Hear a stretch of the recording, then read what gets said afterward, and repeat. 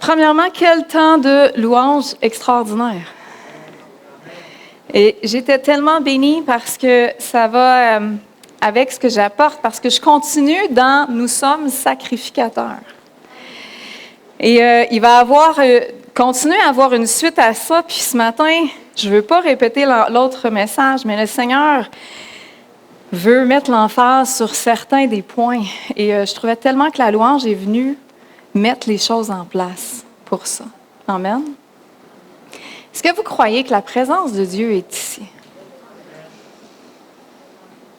Est-ce que vous croyez que la présence de Dieu est ici? La présence de Dieu. Vous savez, quand que j'ai commencé à étudier le être sacrificateur, puis je vous avais posé la question, qui sait c'est quoi vraiment être un sacrificateur aujourd'hui? Parce qu'on s'entend qu'on ne croise plus ça dans les rues. Hein? Connaissez-vous un sacrificateur à côté de chez vous, ou dans votre entourage? C'est quelqu'un qui connaît un sacrificateur. Là, c'est une question piège, parce que dans la Bible, ça dit qu'on est tous sacrificateurs, fait que vous n'avez pas le choix de me répondre oui. Parce que si tu regardes à côté de toi, il y en a un. Par contre, est-ce que vous connaissez cette identité-là à l'intérieur de vous? Est-ce que vous savez c'est quoi le rôle que ça fait? Et moi, j'aime vraiment étudier en ce moment ce sujet-là, parce que pour ma propre vie, je me dis, Seigneur aime ça venir, pas mettre des fondations parce qu'on en a dans notre vie chrétienne, mais venir approfondir nos fondations. Est-ce que vous êtes d'accord? Et pour moi, ce sujet-là, c'est dans le même sens. Fait que j'avais parlé, en fait, de l'histoire des Israélites et de l'histoire de la Bible. On avait commencé par la Genèse, on avait vu que Dieu avait créé Adam et Ève. Et ce qu'on voit, si on commence la parole, on fait Genèse, Exode, et j'étais vers la fin d'Exode la dernière fois, ou avec les Israélites, mais on voit un Dieu qui a créé Adam et Ève, et on voit un Dieu qui cherche, j'oserais dire, désespérément, une relation avec son peuple. Il veut ce qu'il a créé initialement, qui est marcher dans le jardin d'Éden avec Adam et Ève. Et on voit un peuple entêté. Et on voit un peuple qui, à chaque occasion, le met de côté. C'est comme s'il n'apprend pas nécessairement. Et vous savez, quand que je regardais ça, puis que je le réétudiais encore, à la limite, pour vrai, ce que je trouve beau, puis c'est pas la première fois, mais une des premières fois que quand je lis l'Ancien Testament, je suis à ce point-là bénie. L'Ancien Testament, surtout quand on arrive là à Exode, puis on tombe dans Lévitique, après c'est une panoplie de lois, c'est souvent, on a de la misère à plus s'y retrouver, à retrouver Dieu, parce qu'on a l'impression d'un Dieu très dur. Il y a des lois qui sont mises en place, il y a des gens qui meurent. Et cette fois-ci, avec cet angle-là, je vous dirais que je suis complètement touchée par Dieu.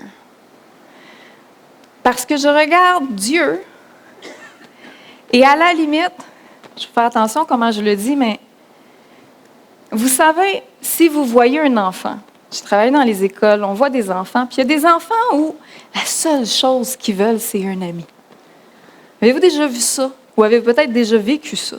Puis là, tu as le petit enfant qui va voir des gens, puis là, ils sont là, puis là, ils leur parlent, puis là, tu vois les amis qui font comme...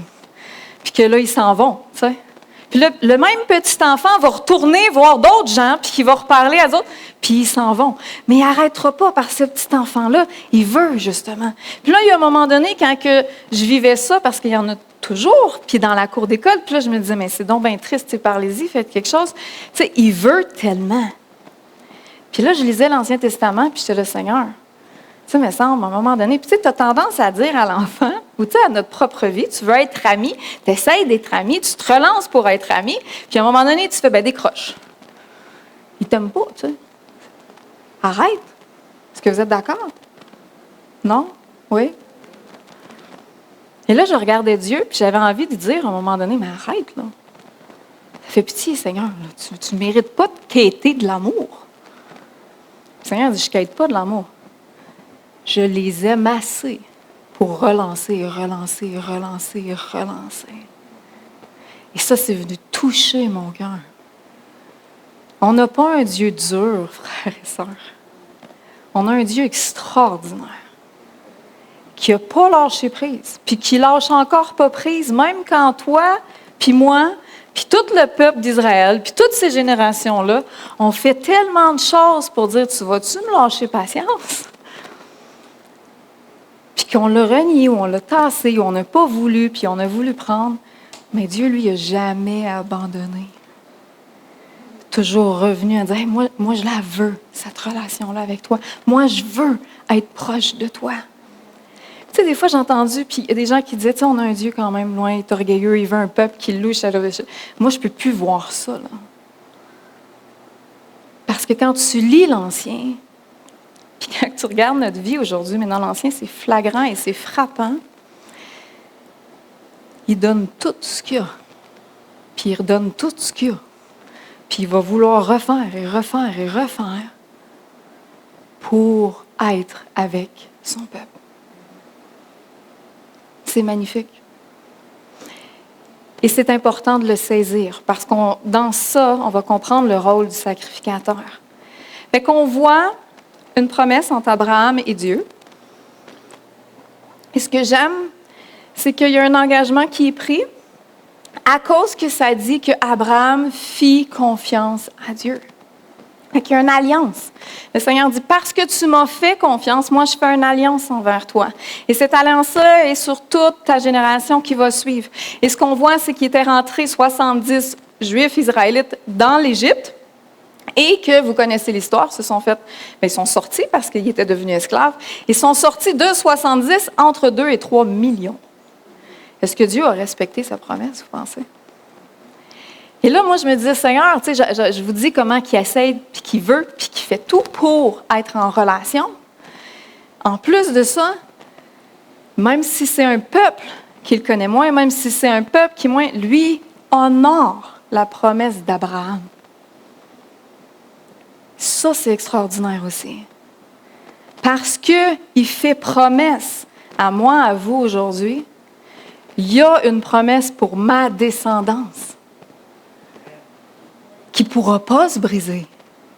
Même si ma descendance. Pourquoi? Parce que comme Abraham avec les Israélites, on voit Dieu honorer la promesse qu'il a faite à Abraham.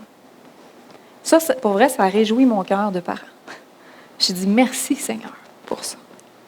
Parce qu'il y a quelque chose. Donc, on voit le peuple israélite qui est sorti, qui vient de rentrer dans le désert. Et là, il était au pied du mont Sinaï. C'est là où on était la dernière fois. Et ça dit, il veut bâtir une tente. Pourquoi? Parce que l'objectif de Dieu est encore une fois, je veux être parmi mon peuple. Je veux que vous soyez mon peuple. Je veux cette alliance-là avec vous.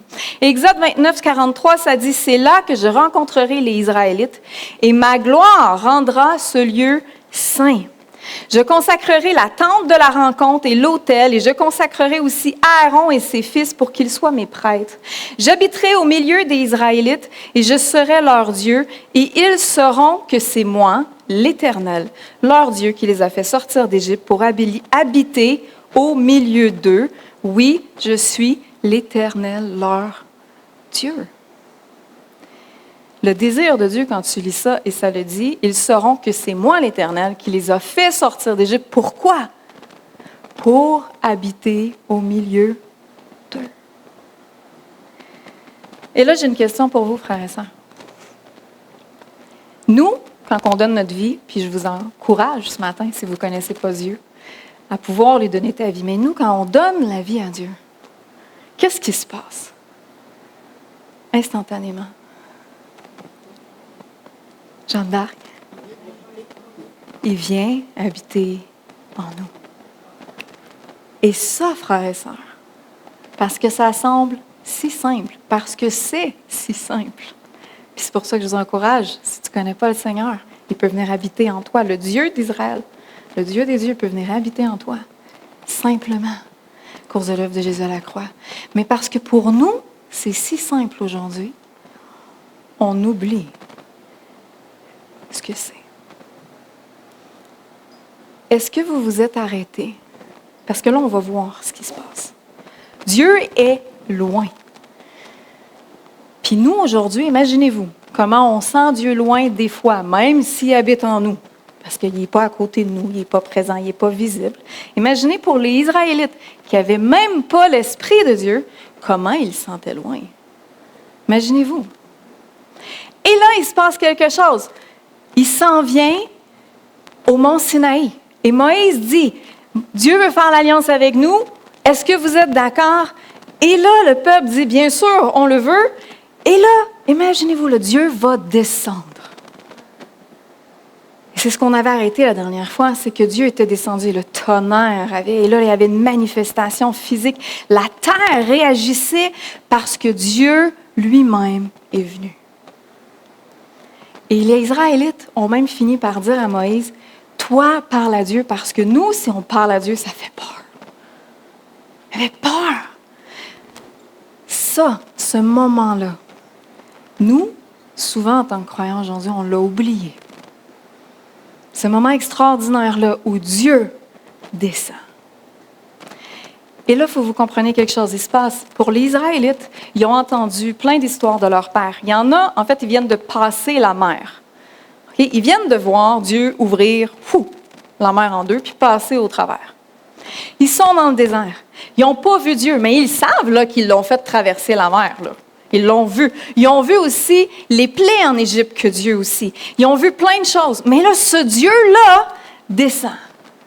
Et là, frères et sœurs, j'aime pouvoir, tu sais, nous, on est êtres humains, puis on se dit, mais imaginez avoir été à leur place. Imaginez marcher avec Jésus, parce que c'est l'autre chose des fois qu'on se dit, ils ont été bénis, ceux qui ont marché avec Jésus. Et des fois, quand on est incrédule dans notre vie chrétienne, on se dit, si j'aurais vécu dans ce moment-là, ça aurait été tangible pour moi. Parce que ce n'est pas assez tangible aujourd'hui.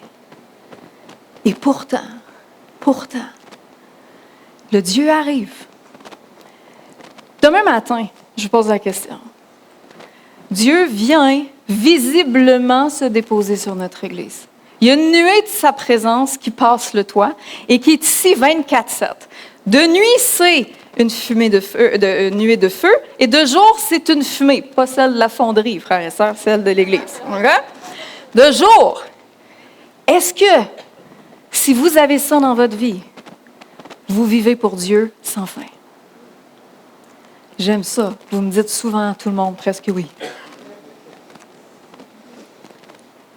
Si en plus de ça, à tous les matins, tu te lèves, puis miraculeusement, ce qui t'attend sur ta table de cuisine, c'est 2 toasts avec du beurre de pinot. On va mettre ça. Si tu n'aimes pas ça, je suis désolée. Mais tous les matins, tu as 2 toasts. Pas besoin de rien faire, ils sont là tout seuls. OK?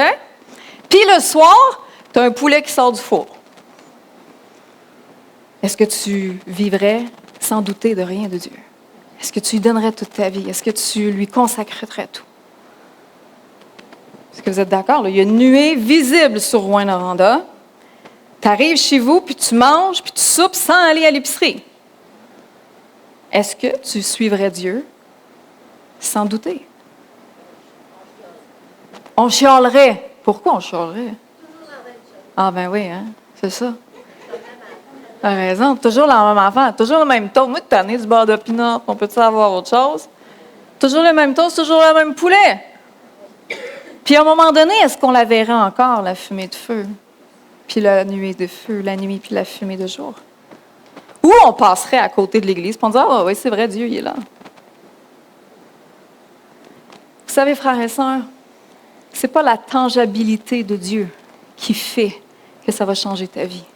C'est ton cœur à toi. Parce que Dieu est tangible. Dieu démontre depuis le commencement qu'il est tangible. Mais qu'est-ce qui arrive? C'est que comme les Israélites le démontrent, dans l'être humain, il y a quelque chose qui se passe, puis on le voit depuis la création, où le moi, et c'est pas le moi. Et là, Dieu, il est où? Moi. Dieu, moi. Et tout d'un coup, dans notre vie de tous les jours, on la verra plus, la fumée ou la nuée de feu. On va justement chialer sur la même bouffe, le matin puis le soir. Puis on va pas mal même se dire, tu sais quoi? Moi, je pense que je changerais de ville, ça a l'air différent ailleurs. Le Seigneur dirait, mais Ma présence est là, tu la vois sur l'Église. Pourquoi tu veux changer d'Église? Il y a toujours une bonne raison de changer d'Église. Dieu est là. Et j'ai dit, Seigneur, il faut que tu viennes faire quelque chose dans notre cœur. Parce que toi, tu n'as pas changé. Et Dieu ne change pas. Malgré qu'il y a un peuple d'Israël qui est comme ça, le Seigneur encore. Et même pendant qu'il le fait. Fait que là, Moïse va voir Dieu. Et Dieu commence à lui enseigner. Parce que Dieu veut descendre sur terre. Vous savez, la présence de Dieu était fatale pour l'être humain et elle l'est pour nous aujourd'hui encore. Et c'est important de comprendre cette conception-là parce qu'il y a une loi spirituelle qui est en arrière de ça. Dieu est saint. En fait, il n'y a aucun en Dieu de compromis. Dieu est saint. Les 3 fois saint. Il est parfait. Il est extraordinaire. Il est grand, il est au-dessus de tout. Et parce que Dieu est saint, il veut venir.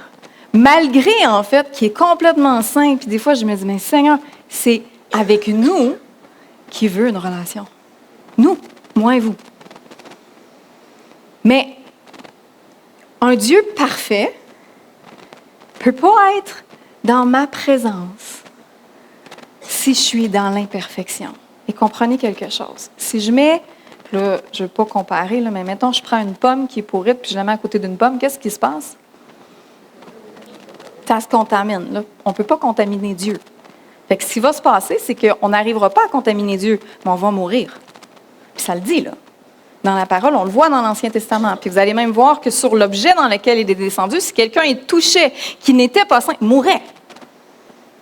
Il y a quelque chose de sérieux. Et je répétais souvent cette phrase-là, et j'aime cette phrase-là. Dieu veut être en présence, mais Dieu ne va pas compromettre sa présence. Dieu veut être en relation avec toi. Dieu veut descendre parmi les Israélites, mais il ne va pas se diluer lui-même. Mais il veut tendre une main, puis il veut venir vers nous, mais il ne deviendra pas saint pour autant. Alors là, il y a un dilemme, mais Dieu, il sait comment le faire. Puis ce qu'il veut surtout, c'est que ça soit possible et restaurer la relation. Donc, dans Exode 20, quand Moïse monte, Dieu commence à lui dire, voici ce que vous allez devoir faire. Parce que moi, je veux descendre parmi vous, mais il y a des choses qui doivent être mises en place. Il est en train de donner des indications pour recevoir Dieu lui-même. Vous savez, si demain matin, on recevrait, il existe encore des rois, là, il existe encore le roi d'Angleterre? Oui, c'est ça, on est rendu avec un roi d'Angleterre, hein, pas une reine, je ne suis pas sûre. Un roi, parfait. On reçoit le roi. Savez-vous ce qui vient avant que le roi arrive? Puis ça, c'est vrai, là. Une liste d'indications. Personne ne se plaint. Tout le monde va le mettre en place. Savez-vous l'autre chose aussi qui se passe? Admettons que les pays dans le monde, quand il y a les Olympiques, veulent tous être le pays hôte, la ville hôte, de recevoir les Olympiques. Puis savez-vous ce qu'ils font? Ils vont même construire des choses pour recevoir les Olympiques. Il y a une liste de critères qu'ils doivent répondre, puis ils vont se mettre à ces critères-là pour que ça puisse arriver. Et là, on a un peuple et Dieu est en train de dire, voici. Et Dieu lui-même lui dit, voici parce que moi, je veux pouvoir rester avec vous et je veux le plus possible briser cette ligne-là entre moi et vous. C'est le cœur de Dieu. C'est pas d'arriver puis de dire maintenant tout le monde. Non, on le voit là. Ce qu'il a cherché à faire depuis Adam et Ève, c'est la relation. Ce qu'il vient de dire dans Exode 30, c'est « Ils sauront que c'est moi, l'Éternel leur Dieu, qui les a fait sortir d'Égypte pour habiter avec eux. » Pas pour être loin. Je veux être proche. Fait que pour que je sois proche, pour cet honneur-là, moi, il y a des choses qu'il va falloir être mises en place parce que je ne vais pas compromettre ma présence, parce que je suis saint, et à l'inverse, parce que je ne veux pas que vous en mourrez. OK? Ça va des deux sens. Donc, première chose, il dit, tu n'auras aucun autre Dieu que moi. Pas d'autre idole. Fais pas d'idole. Tu fais rien d'autre. Il y a juste moi. Pourquoi vous pensez qu'il demande ça? Parce que Dieu ne va pas arriver dans un endroit puis il va cohabiter avec une statue à côté de lui. Là. C'est Dieu. Il est saint. Il va dire, choisis-moi ou la statue, mais je ne serai pas dans la même place que. Fais un choix. Puis, en quelque part, il est en train de dire aux Israélites, voici pour que moi je vienne. Moi, je veux aller vers toi. Je te choisis. Tu es béni, tu es choisi. Je te cherche. Mais voici pour que moi je vienne. Ce que ça prend. Puis si tu ne veux pas, ben, je ne pourrai pas venir. Je ne pourrai pas descendre. Donc, la première chose, il dit, tu ne feras pas aucun autre culte. Tu n'auras pas aucun autre Dieu. Parce que je ne tolérerai aucun rival. Tu ne vas pas me comparer à un autre. Tu ne vas pas venir me voir moi pour quelque chose puis aller voir l'autre pour l'autre. Si tu fais ça, tu n'as pas compris qui je suis. Si j'accepte que tu fasses ça, je dilue qui je suis. Parce que en moi, en Christ, tu as toutes tes réponses, tu as tout ce que tu as besoin. Tout est là, je suis un tout. Si je te fais croire que tu as le droit à un deuxième Dieu, je suis en train de diluer qui il est. Et ça, Dieu ne le veut pas. Il ne te fera pas croire qu'il peut partager ton cœur ou partager l'endroit avec un autre Dieu.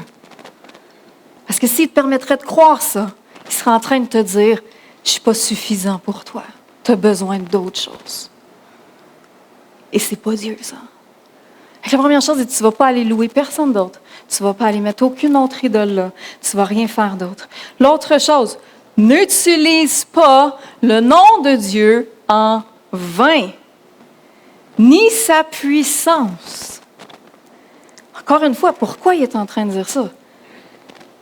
Le nom de Dieu est saint. Si tu en fais ce que tu veux, tu es en train de mettre dans l'idée des gens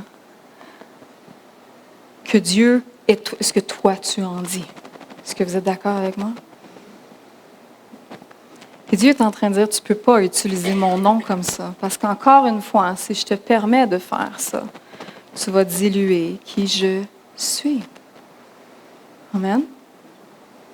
Mais il est en train de dire aux gens, hey, moi, je ne suis pas quelque chose que tu peux utiliser à ton bon vouloir, à toi.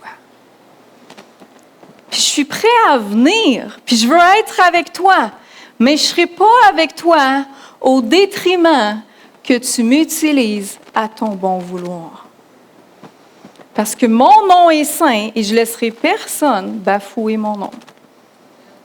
Amen. Deuxième règle. Et là, pour vrai, je suis en train de passer au travers d'Exode 20. Je ne fais pas tous les versets, mais je vais faire quand même. Il en dit un autre. L'honneur du 7e jour. Et ce qu'il est en train de dire, c'est que tu vas me consacrer une journée. Tu vas me donner une journée. Aujourd'hui, on le sait que ça ne s'arrête pas au sabbat, frères et sœurs. Hein? Dieu veut toutes tes journées. Mais tu vas me donner une journée. Une journée qui va m'être consacrée. Un jour que tu vas t'arrêter. Et j'aime vraiment cette règle-là. Est-ce que vous ne pensez pas que Dieu connaissait le cœur des Israélites? Est-ce que tu ne penses pas que Dieu connaît notre cœur à nous aujourd'hui?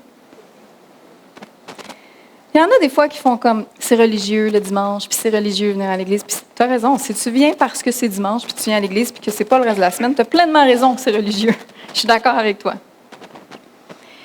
Mais le but du cœur à Dieu à ce moment-là, c'est, dans ta vie de tous les jours, ça n'arrêtera pas. Je veux que tu prennes du temps à me consacrer à moi. Parce que savez-vous quoi? Je te connais, être humain, puis tu ne le feras pas des fois par toi-même. Et moi, je veux ce temps-là consacré. Pourquoi? Savez-vous à quoi qu'elle servait cette journée-là? À se remémorer qui il était, à aller faire des sacrifices, à aller vers lui, à se rappeler qui on était. Et ça, frères et sœurs, il n'y a plus ces lois-là. Puis vous allez voir plus qu'on va faire cette étude-là. Il n'y a plus le tabernacle, il n'y a plus tout ce qu'on a à faire. Il est maintenant en nous. Mais de consacrer du temps à Dieu est ce qui doit être fait au quotidien. Il est en train de dire quoi, encore une fois? De donner qu'est-ce qui doit être fait pour que sa présence réside. Fait que si tu veux que sa présence réside dans ta vie, tu dois lui consacrer du temps. Ça dit même quand il parle de ce jour-là, du sabbat, tu ne travailleras pas, tu ne penseras pas aux enfants, tu ne penseras pas à... Ça va loin, là. C'est très listé. Puis pourquoi? Puis c'est là, moi, que ça travaille mon cœur.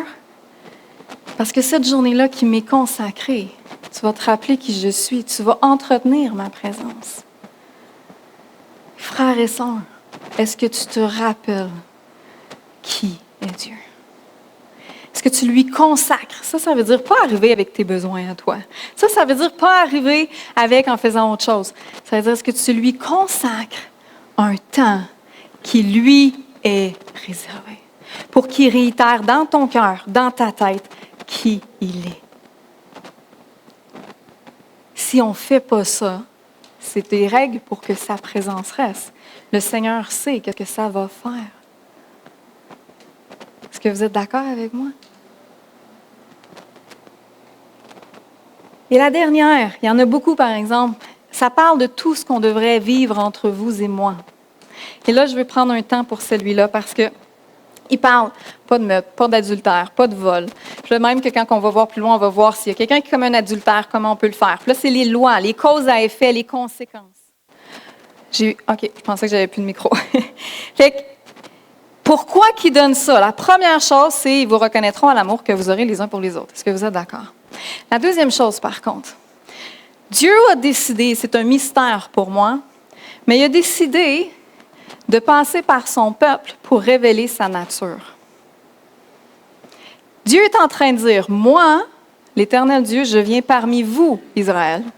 Ma présence va être là. Mais parce que ma présence est en Israël et parmi vous, vous serez mon peuple. Et parce que vous êtes mon peuple, par vos vies, par vous, on va reconnaître que je suis Dieu.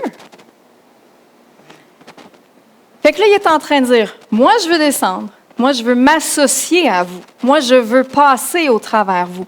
Je veux que les nations entières sachent qui je suis en vous regardant. Ouch! Ils servent à ça, ces lois-là. Les lois servent à ce que nous, on soit des dignes dignitaires, des ambassadeurs de qui lui est. Ça veut dire que quand les gens sont censés nous regarder, sont censés de voir et d'apprendre et de connaître et de découvrir qui est Dieu. Et là, c'est pour ça qu'il commence à dire, là, vous n'allez pas faire ça parce que ça, c'est pas moi. Ça, je ne l'approuve pas. Ça, c'est non. Ça, on ne fait pas ça. Parce que, et d'un, parce qu'au-delà de ça, ça vous détruit. Ça, c'est la première chose. Et de deux, parce qu'on le voit un peu plus tôt, il avait parlé aux gens puis il avait dit, vous n'allez jamais tuer parce que si vous tuez quelqu'un, cette personne-là est faite à mon image. OK? C'est comme ça qu'il avait dit. Fait que si tu tues quelqu'un, on va prendre ta vie parce que tu as pris la vie de quelqu'un qui est fait à mon image. Il y a quelque chose de précieux dans le cœur de Dieu. Et à ce moment-là, la seule façon, parce que Dieu sait très bien à qui il donne ces lois-là. Est-ce que vous pensez que Dieu, quand il donne ça, il se dit, ils vont tous réussir comme ça? Il le sait. Il le sait que le peuple ne pourra pas répondre. Mais, encore une fois, Dieu ne peut pas diluer qui il est. Fait qu'il ne peut pas arriver et dire, faites ce que vous voulez, moi je vais être parmi vous, puis on va faire la différence, je vais dire au peuple, aux autres, ça c'est moi, ça c'est eux. Non, il ne veut pas se dissocier de nous, il ne veut pas vivre ça. Il veut être avec nous, il veut être en communion avec nous. Ça, c'est de l'amour, frère et soeur. Puis je me dis, mais pourquoi, Seigneur, tu choisis ça? Pourquoi tu nous as choisis, nous? Tu aurais pu, là, tu pourrais à chaque fois te manifester toi-même aux gens. Il me semble que ce serait bien plus à la hauteur de qui tu es. Mais quand Dieu il nous a créés, il a désiré nous créer à son image. C'était déjà dans son cœur, frères et sœurs, qu'on reflétait qui il était. Il y avait un désir, puis pour moi, il y a une étude à faire là, mais il y avait un désir que sa création parle du Créateur. C'est son désir que nous parlons de qui il est. C'est pour ça qu'on doit avoir un témoignage. C'est pour ça qu'il y avait des lois. C'est pour ça qu'on ne peut pas vivre comme on souhaite vivre. Et c'est pour ça qu'il faut faire attention. Parce que ce qu'il est en train de dire au peuple, c'est que si vous brisez votre alliance, si vous ne faites pas ça, il va y avoir des conséquences. Dans le sens que je ne pourrai pas garder impuni parce que ma présence est là.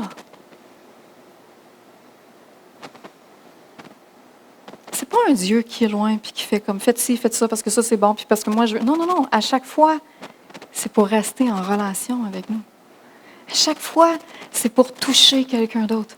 À chaque fois. Mais il veut vraiment, mais il ne veut pas au détriment de diminuer qui lui est. Puis ça, frères et sœurs, on ne peut pas. Nous-mêmes, on devrait arriver dans notre cœur à la même endroit puis dire, Seigneur, je t'aime, puis je réalise tellement qui tu es que je ne veux pas jamais permettre ma vie, mes mots, ma façon de vivre à diluer qui tu es. Je vais répéter ça. Seigneur, je t'aime tellement, puis je réalise qui tu es, que je ne veux jamais, par ma vie, ma façon de vivre, diluer qui tu es. Ce n'est pas une question de ce qui t'empêche de vivre. C'est une question de vivre à glorifier qui il est.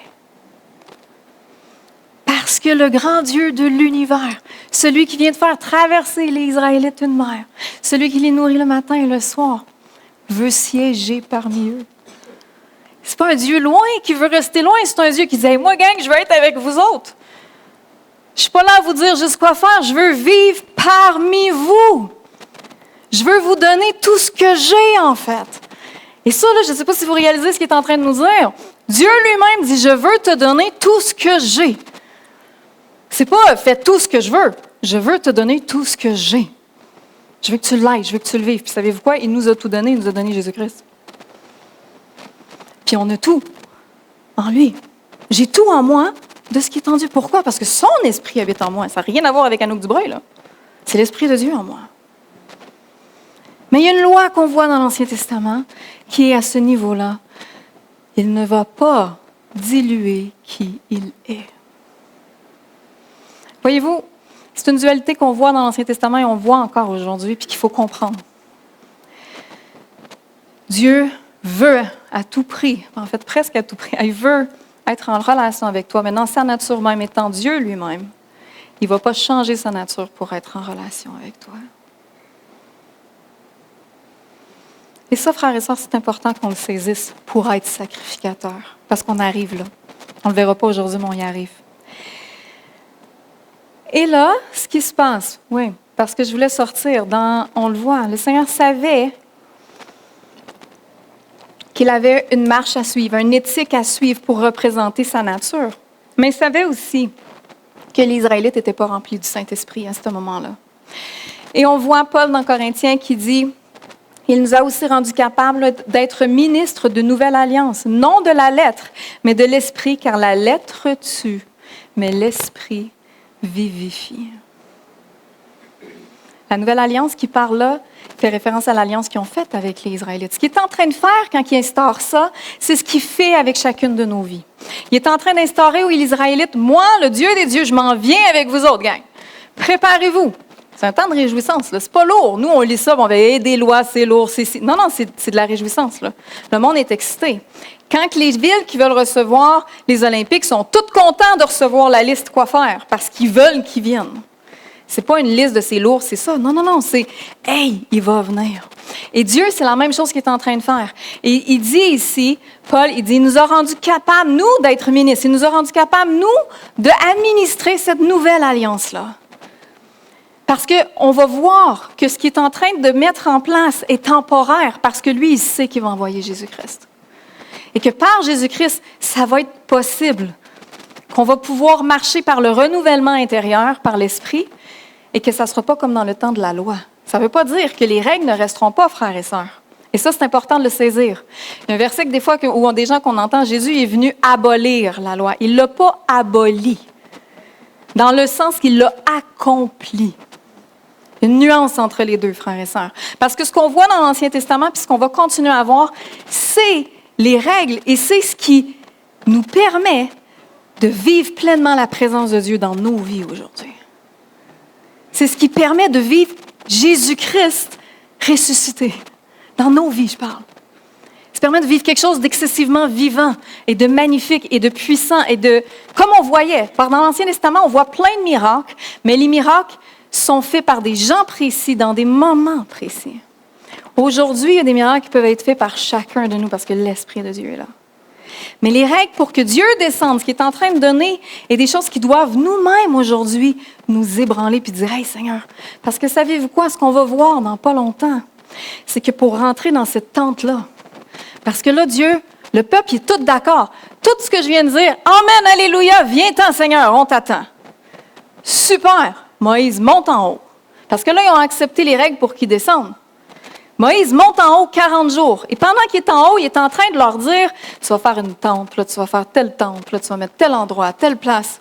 Il est en train de tout dire ça, Dieu, à Moïse. Puis pendant ce temps-là, les Israélites en bas, ils font quoi? Un veau d'or. C'était trop long. 40 jours, c'est beaucoup longtemps avant que Dieu arrive. Fait que pendant ce temps-là, on avait besoin d'autres choses. On se disait, Dieu ne pourra peut-être pas répondre, ou en fait, en ce moment, il ne peut pas y répondre, fait que je vais aller voir autre chose. Et vous savez, pendant que Dieu donne ces indications-là à Moïse, il sait très bien ce que les Israélites sont en train de faire. Il sait toutes choses. Fait qu'il est là avec Moïse, dans tout le sérieux de la chose, dans toute la beauté que Dieu va descendre. Puis là, on voit les choses en or, on voit toutes les choses qu'ils doivent mettre en place parce que sa présence est là. Puis Dieu, il n'arrête pas avant Moïse en passant, redescendons en bas, ils n'ont rien fait, fait que j'y vais pas. Il n'arrête pas. Il continue. Ça, frères et sœurs, si vous ne voyez pas un Dieu qui veut être parmi le peuple, même quand le peuple désobéit,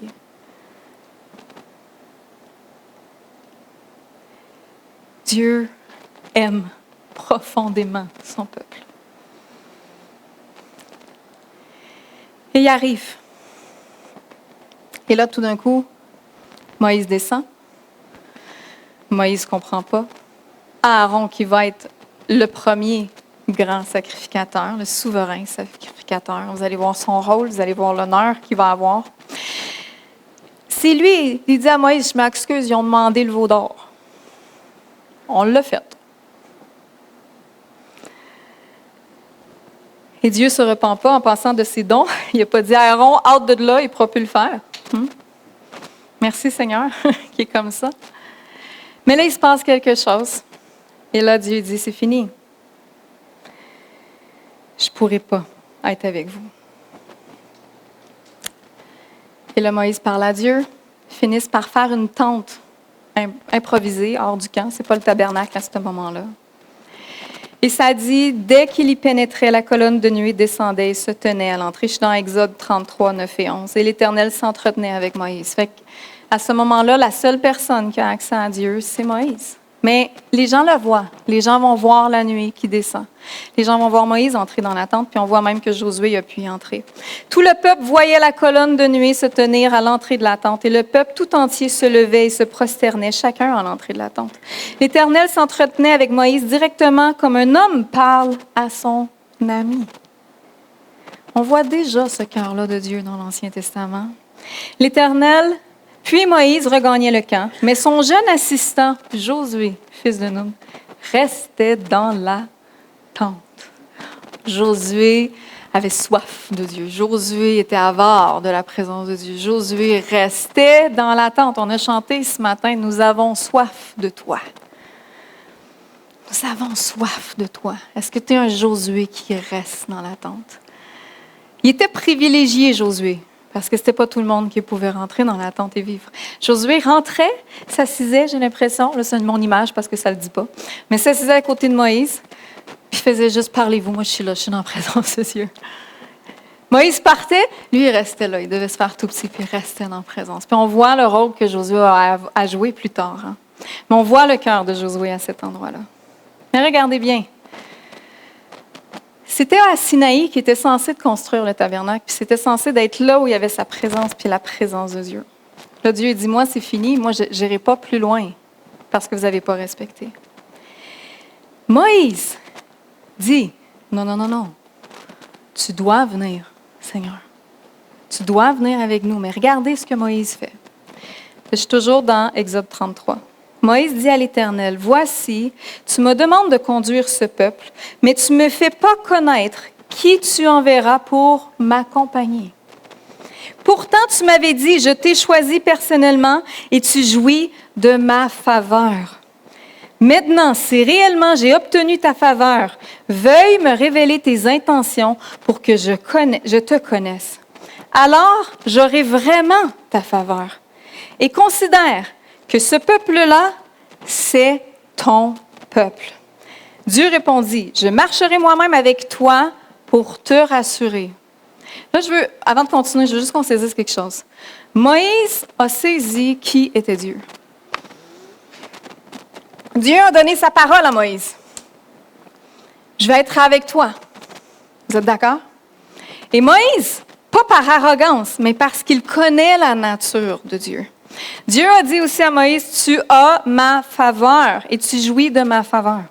Fait que Moïse se présente devant Dieu en sachant qui il est, en sachant que Dieu est fidèle à ses promesses, en sachant que Dieu respecte ce qu'il dit, et il dit à Dieu, tu m'as dit que je jouissais de ta faveur, tu m'as dit que tu m'accompagnerais, alors je veux que tu m'accompagnes.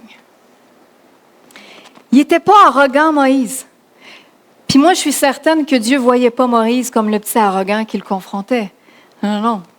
Il voyait Moïse en disant, « OK, toi, tu as compris qui je suis. » Et vous savez, dans notre vie, quand on arrive devant Dieu, puis qu'on s'assoit, puis qu'on se positionne sur ses promesses, ce qu'il est en train de dire, c'est, « Tu m'as demandé de conduire ce peuple. Moi, j'ai écouté. Je suis à cet endroit-là.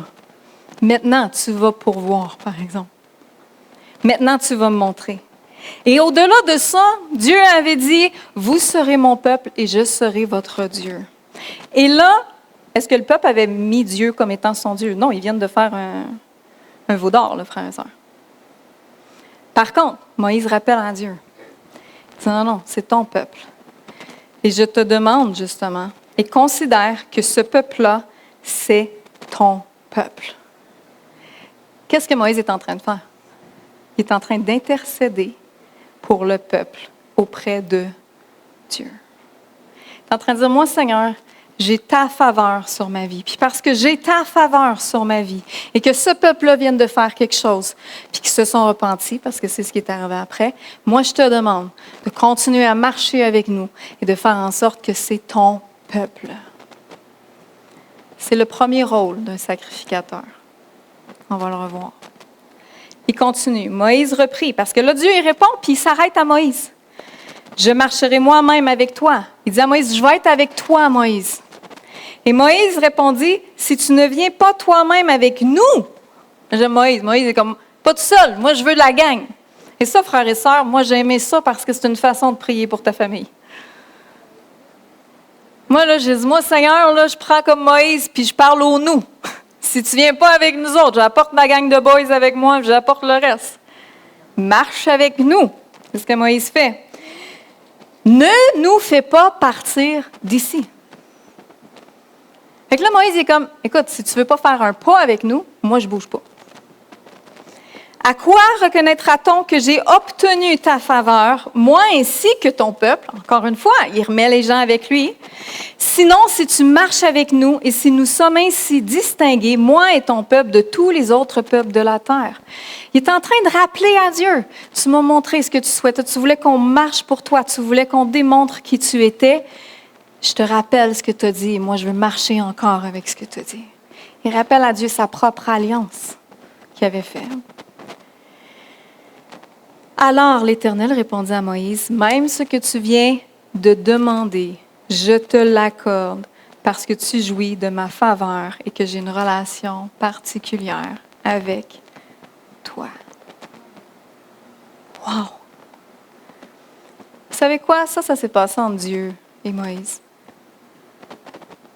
Et merci Seigneur pour ces hommes et ces femmes-là de la parole. Parce que le peuple ne méritait pas ça.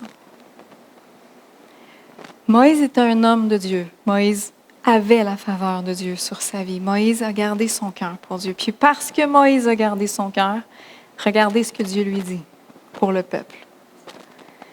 Même ce que tu viens de demander, je te l'accorde. Parce que tu jouis de ma faveur et que j'ai une relation particulière avec toi.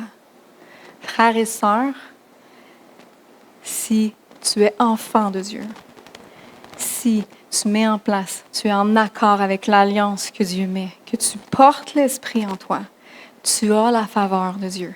Et si tu as la faveur de Dieu, on vient de chanter, j'ai l'autorité.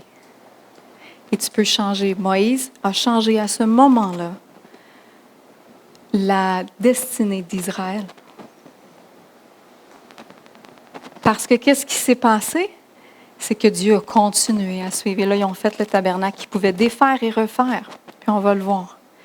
Mais pendant qu'ils défaisaient et qu'ils refaisaient, l'Éternel lui-même marchait. Mais on le voit dans la réponse de l'Éternel. Je te l'accorde parce que tu jouis de ma faveur. Et on va le voir à d'autres moments que c'est par Moïse.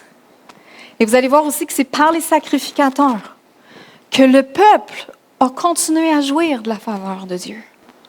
Parce que le peuple n'avait pas accès au Saint-Esprit. Il n'avait pas accès à Dieu. Est-ce que vous me suivez? Fait que s'il n'y avait pas accès à Dieu, il n'y avait pas accès de cette faveur-là, de cette façon-là. Moïse, par contre, avait un accès direct au cœur de Dieu.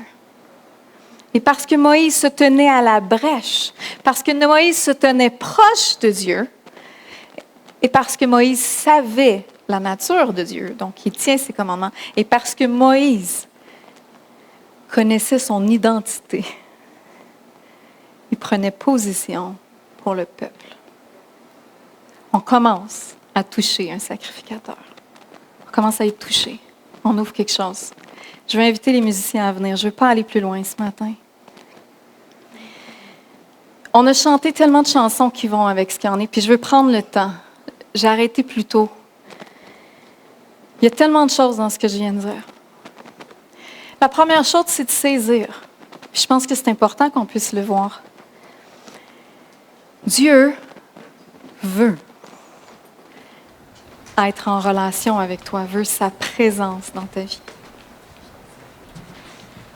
Mais on a, nous, frères et sœurs, un pas de moins que les Israélites. C'est que probablement quand que Dieu est venu dans ta vie, ça n'a pas été comme ça. Parce qu'aujourd'hui, par Jésus-Christ, c'est simple. Mais on doit, frères et sœurs, on doit revenir à saisir l'importance de la présence du Dieu Saint dans ta vie. La portée de sa présence. L'honneur de sa présence. L'œuvre, c'est comme si nous, parfois, et Seigneur, je te demande pardon, mais l'œuvre de Jésus à la croix n'est pas une œuvre sur laquelle tu peux t'asseoir. Ça fait mal ce que je dis là. C'est pas parce que Jésus est mort, puis que toi, tu as accès comme ça à Dieu, puis que le voile a été brisé, puis que tu as accès comme ça à Dieu, que c'est banal. Puis ça, avec le temps, il y a tellement eu de choses dans notre vie chrétienne qu'on a pris pour acquis, et ça en est une. Moi, quand je regarde les Israélites, puis je regarde comment Dieu veut venir, puis je regarde comment Dieu veut mettre les choses en place, et vous allez voir, les Israélites, il a fallu qu'ils bâtissent le tabernacle. Les Israélites, il a fallu qu'ils s'investissent pour que la présence de Dieu vienne. Et nous, parce que Dieu nous l'a donné, Jésus a donné son Fils, il y a une partie de ça qu'on est comme « Ah, c'est fait ». Et ça, frères et sœurs, c'est pas beau dans le cœur. Puis, je vais même aller plus loin. Il y a des fois où on a pu parler de Dieu, puis parler de son œuvre, puis donner ta vie à Dieu comme étant quelque chose qui était à la limite banal. Puis, je demande pardon moi-même si j'ai pu faire sentir ça à quelqu'un. Parce qu'effectivement, Dieu est accessible à tous. Mais Dieu ne va pas compromettre sa présence. Il est Dieu. Il est Dieu. Prenons pas son amour en oubliant que Dieu ne va pas la compromettre. Prenons pas ce cadeau-là extraordinaire que Dieu nous a donné en s'assisant dessus. Faisons pas cette erreur-là, frères et sœurs. Mais comme on a vu tantôt, prenons tout ce qu'il a dit pour que sa présence vienne et faisons-moi, Seigneur, je veux ta présence dans ma vie. Fait que je veux au contraire que tu renouvelles mon cœur, que tu renouvelles ma vie, que tu renouvelles mes pensées pour que tu puisses siéger par ma vie, pour que ta présence soit là. Parce que je veux vivre ta présence. Je ne veux pas juste reconnaître l'œuvre de Jésus à la croix. Et comme les Israélites, il y a des choses qui ont fallu qu'ils mettent en action. Il y a des gens qui ont fallu qu'ils se lèvent. Moïse a fallu qu'il se lève. Parce que les Israélites seraient passés à côté. Et ce matin, je veux qu'on commence à saisir. Parce que vous êtes sacrificateurs. Et si cette première partie-là n'est pas saisie, on ne pourra pas faire bien notre rôle de sacrificateur. Parce qu'on va même diluer, comme que je viens de dire. Vous allez voir, il y avait des règles pour entrer dans la présence de Dieu. Il y avait des règles pour que Dieu siège. On en a vu une partie, mais parmi son peuple. Mais il y avait une tribu complète qui était réservée au tabernacle, à prendre soin de la présence de Dieu, à être l'intermédiaire. Aujourd'hui, on n'en a plus. Mais le cœur doit être à la même endroit. Fait que je vais vous inviter ce matin à prendre le temps qui reste. Si tu avais un horaire chargé, oublie-le, mais il te reste quand même 15 minutes avant midi. Minimalement, on peut y donner ces 15 minutes-là, je pense. Puis moi, je veux même y donner le temps qu'il veut. On l'a chanté. Fais ce que tu veux. Et dire à Dieu, c'est réaligner ton cœur. De pouvoir dire à Dieu, Seigneur, je veux arrêter de voir tout ce qui limite. Je veux juste ta présence. Puis je veux faire ce qu'il faut pour que ta présence reste. Si tu as perdu dans ton cœur le sentiment d'honneur, si pour toi, quand je te dis Dieu vit dans ta vie, puis que la présence de Dieu est là, puis tu fais ouais, puis si ça c'est perdu, là, demande pardon à Dieu ce matin. Si tu trouves ça banal, venir à l'église, puis dire Seigneur, je peux être dans ta présence, il faut qu'on réenligne notre cœur, frère et sœur. Puis c'est pas banal d'être dans la présence de Dieu. Il n'y a rien de banal d'être dans la présence de Dieu. C'est extraordinaire. C'est un cadeau extraordinaire. C'est Dieu lui-même. C'est des moments où tu as pu vivre dans le prendre pour acquis. Si tu trouves même qu'aujourd'hui, tu fais « Aïe, j'ai jamais vu ça comme ça », puis c'est correct. Il y a des choses que Dieu met en lumière. Puis tu dis « Hey, Seigneur, moi, à partir d'aujourd'hui, je veux être un sacrificateur. Je veux être cette personne-là que tu me permets d'être par l'Esprit en moi. Je veux être porteur de ta présence, mais surtout, je veux te permettre d'être là. Je veux permettre à ta présence. Je ne veux pas te diluer. Si tu as dilué Dieu. Puis vous savez, frères et sœurs, là, je vais dire des choses qui ne sont peut-être pas faciles, mais si dans des moments, en étant chrétien, tu te dis « Ouais, mais c'est pas grave faire ça. » Si tu as fait penser aux gens que Dieu n'est pas saint, si même en ce moment, dans ta propre vie, tu permets des compromis qui démontrent que Dieu n'est pas saint, il y a une repentance à venir, il y a une sanctification qui doit se faire. Parce que Dieu est saint. Dieu est saint. Et Dieu veut habiter à l'intérieur de toi. Qu'est-ce que tu as fait avec la sainteté de Dieu? Qu'est-ce que tu as fait avec Dieu?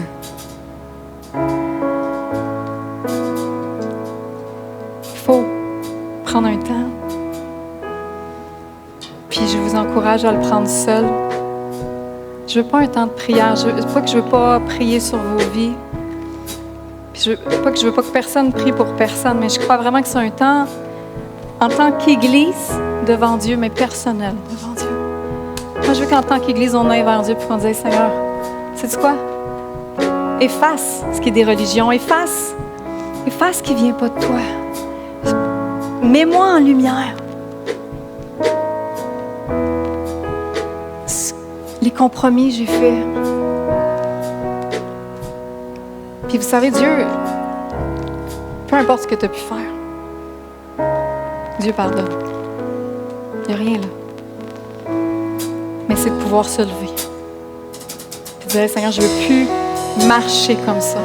Il y a quelque chose de nouveau que Dieu veut venir déposer dans nos cœurs. Et il veut venir déposer dans notre Église, en tant qu'identité d'Église devant lui. Je ne veux pas faire de compromis pour sa présence. Qu'on ait le cœur à dire, je ne veux pas faire de compromis pour qui tu es. Je veux le même cœur que toi, Seigneur. Je ne veux pas diluer qui tu es. Je veux faire honneur à ton nom. Je veux que par ma vie, les gens voient qui tu es. Infiniment grand, infiniment puissant, infiniment bon, infiniment saint.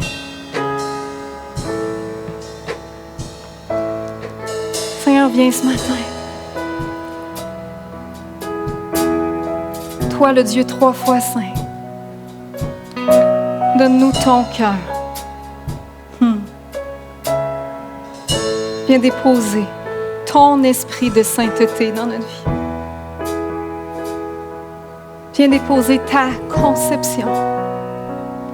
Viens faire briser nos barrières qui m'empêchent d'avancer. Viens faire briser les barrières qui t'empêchent d'être élevé, qui fait ombre à ta gloire. Viens. Rends-les mon cœur. Parce que moi, Père, je veux aucun compromis à qui tu es.